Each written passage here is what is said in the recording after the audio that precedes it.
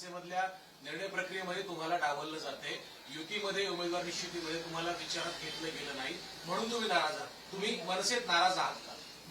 मुळात असं आहे की बघा, ज्या वेळेला मला 2012ला सन्मान्य राजसाहेबांनी तिकीट दिलं त्यावेळेला अनेक इच्छुक होते. यशवंत केल्लेदार होते, त्यावेळेचे हे प्रकाश पाटणकर आता आहेत ते होते.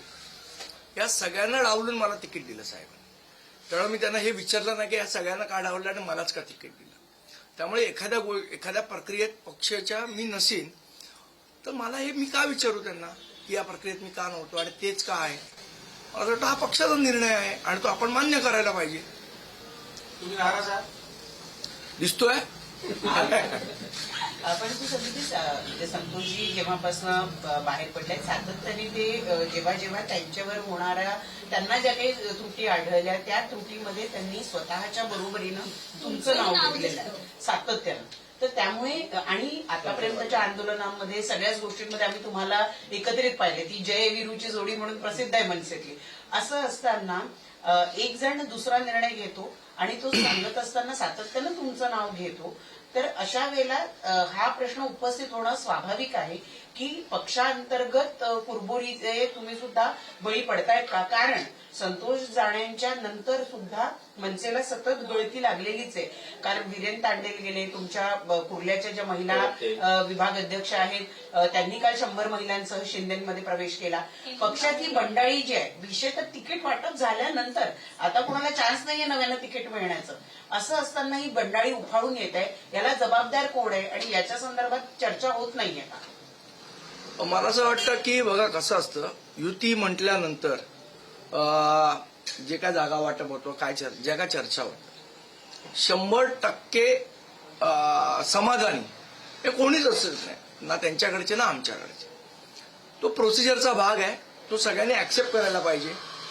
मे बी असं झालं असेल की आम्ही पहिल्यांदाच युती केली त्यामुळे आम्हाला या गोष्टीची सवय नाही, त्यामुळे कदाचित कार्यकर्त्यांचं मन थोडं विचलित होत असावं. पण आम्ही नक्की त्यांच्याशी चर्चा चालू आहे आमची आणि आम्ही चर्चा करतोय. एवढे पक्ष प्रवेश होत आहेत म्हणजे भगदाळ मनसेलाच पडतंय, तर एकंदरीत या विचारांचा किंवा या गोष्टींचा कुठं काही विचारमंथन होत नाही का पक्षाला? आम्ही त्यांच्याशी चर्चा करतोय ना, सांगितलं ना. आमची सातत्याने जे आम्हाला कळतंय की हे नाराज आहेत त्यांच्याशी आमची चर्चा चालू आहे, त्यांना समजवणं चालू आहे. काही लोक समजत आहेत, काही लोक नाही समजत आहेत. त्याला काय करणार. निर्णय प्रक्रियेत डावलण्याचा त्यांचा पण आरोप आहे. कोणाचा? इतर वीरेंद्र तांडेल असेल किंवा इतरांचा. नाही बघा, आता मी तुम्हाला सांगितलं की नेतृत्वाने विचार करायला हवा. असं आहे की जी चर्चा व्हायची ती होऊन गेलेली आहे. आता त्याच्याबद्दल चर्चा करण्यात काय अर्थ नाही. आता आमच्या पुढचं उद्दिष्ट हे आहे की ज्या जागा आम्हाला मिळालेल्या आहेत 52 जागा, त्यातल्या जास्तीत जास्त जागा कशा निवडून आणायच्या ह्याचा प्रयत्न करणं माझं काम आहे शहर अध्यक्ष म्हणून. आणि माझ्या मते सर्व महाराष्ट्र सैनिकांनी या सगळ्या चर्चा बाजूला सारून आपला उमेदवार कसा निवडून येईल ह्याच्यासाठी काम करायला पाहिजे. जो युतीचा उमेदवार आहे, जिथे जिथे आमच्या महाराष्ट्र सैनिक काम करतायत, भाजपात प्रवेश करतील आणि ती भाजपाकडे जाते. मला वाटतं याची उत्तर त्या पक्षाने दिली पाहिजे आणि जनता म्हणून आपण हे प्रश्न विचारले पाहिजेत ना की ज्यांच्या एकमेकांच्या विरोधात तुम्ही लढला, तुम्ही एकमेक कसे बरोबर येतात, हा प्रश्न विचारलाच गेला पाहिजे. सध्या संतोष जे बोलताय त्याच्यामध्ये वारंवार एक प्रश्न असा येतो की निवडणूक प्रक्रिया आणि प्रचार प्रक्रिया या दोन्हीपासून तुम्हा दोघांना लांब ठेवा असे आदेश उद्धव ठाकरे यांनी दिले. यात किती तथ्यता आहे? मन मोकळं करा. आता मला असं वाटतं की माझं मन मोकळेपणानेच बोलतो. मी कधी अडवून नाही बोलतो, तुमच्याशी मोकळेपणाने बोलतो. मनात एक बाहेर एक ठेवत नाही.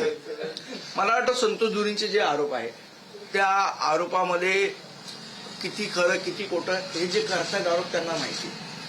मला अशा प्रकारे कोणी सांगितलेलं आठवत नाही. पण संदीपजी, तुम्ही मुंबई अध्यक्ष आहात, ते आरोप करतात म्हणजे मी त्याच्यावर बोलणार नाही. पण निर्णय प्रक्रियेमध्ये तुम्ही नव्हतात हे स्पष्ट होतं, बैठकांना तुम्ही नव्हतात हे देखील अनेकांकडनं आपण समजून घेतलंय. 53 जागा अवघ्या मनसेला मिळाल्या, त्यात किती जागा निवडून येतील असं तुम्हाला वाटतं आणि ज्या दिल्या त्या समाधानकारक आहेत का? नाही, असं आहे की मी तुम्हाला म्हटलं आता चर्चा जागा वाटपाची चर्चा, त्याच्यात किती जागा मिळाल्या, ह्या बरोबर मिळाल्या का चुकीच्या मिळाल्या, या चर्चेत कशाला जायचं. आता जे समोर आहे त्याच्यातल्या मॅक्झिमम जागा आपल्याला कशा जिंकता येतील, मला वाटतं हा प्रयत्न असला पाहिजे.